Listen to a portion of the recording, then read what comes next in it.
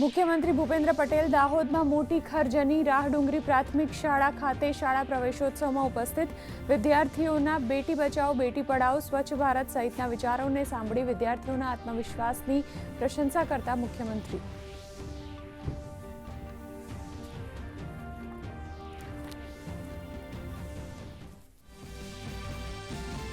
નાયબ મુખ્યમંત્રી હર્ષ સંઘવીએ અમદાવાદમાં ભિક્ષુક પરિવારના 23 બાળકોને કરાવ્યો શાળા પ્રવેશ. થલતેજની અનુપમ સ્માર્ટ શાળા નંબર 2માં રહ્યા ઉપસ્થિત, તો આણંદમાં પુરવઠા મંત્રી રમણભાઈ સોલંકીની ઉપસ્થિતિમાં શાળા પ્રવેશોત્સવ.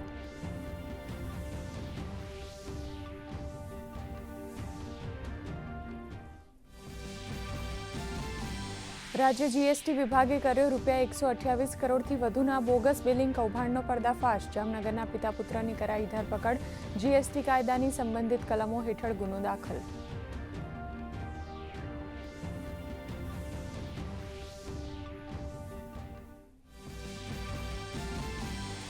લખનઉ અગ્નિકાંડ બાદ એક્શનમાં યોગી સરકાર. તમામ જિલ્લામાં કોચિંગ ક્લાસની સાથે હોસ્પિટલ અને રેસ્ટોરાંમાં પણ તપાસનું મહાઅભિયાન.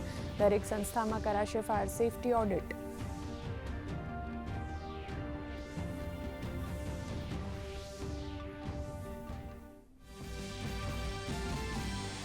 પંજાબના સીએમ ભગવંત માનની વધી મુશ્કેલીઓ, લાગ્યા વિરોધના પોસ્ટર. વાયરલ વિડીયોના મુદ્દે નકલી ફોરેન્સિક રિપોર્ટ તૈયાર કરવાનો ખુલાસો. ગુરુગ્રામ પોલીસે 2 લોકોની કરી ધરપકડ. આજે કોર્ટમાં કરાશે રજૂ.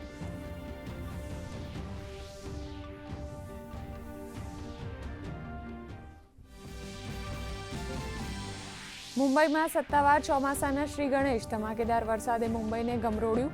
જનજીવન ખોરવાયું. નીચાણવાળા વિસ્તારમાં ભરાયા પાણી. મુંબઈ સહિત રાયગઢ, પાલઘર, સિંધુદુર્ગમાં આજે પણ ભારે ઓરેન્જ એલર્ટ. આગામી દિવસોમાં ઝારખંડ અને ઉત્તર પ્રદેશમાં આગળ ધપશે ચોમાસું. મુંબઈ બાદ ગુજરાતમાં ઝડપથી ચોમાસાનું આગમન થાય તેવા સંકેત. ડાંગમાં સવારથી વરસાદી માહોલ. સાયક્લોનિક સર્ક્યુલેશન અને ટ્રફની અસરને પગલે જામશે વરસાદી માહોલ. આજે સુરત, નવસારી, દાહોદ, સાબરકાંઠા સહિત 17થી વધુ જિલ્લામાં વરસાદની વકી.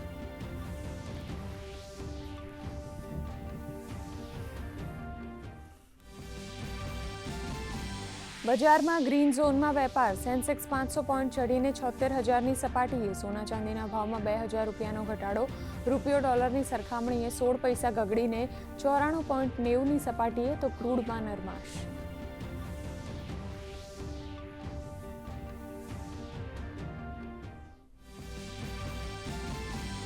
ફીફામાં પોર્ટુગલની ધમાકેદાર જીત. ક્રિસ્ટિયાનો રોનાલ્ડોએ રચ્યો ઇતિહાસ. રોનાલ્ડો 6 વિશ્વકપમાં ગોલ કરનારા પ્રથમ ખેલાડી બન્યા, તો ક્રોએશિયાને મળી પ્રથમ જીત. ગાનાએ ઇંગ્લેન્ડને આપી માત.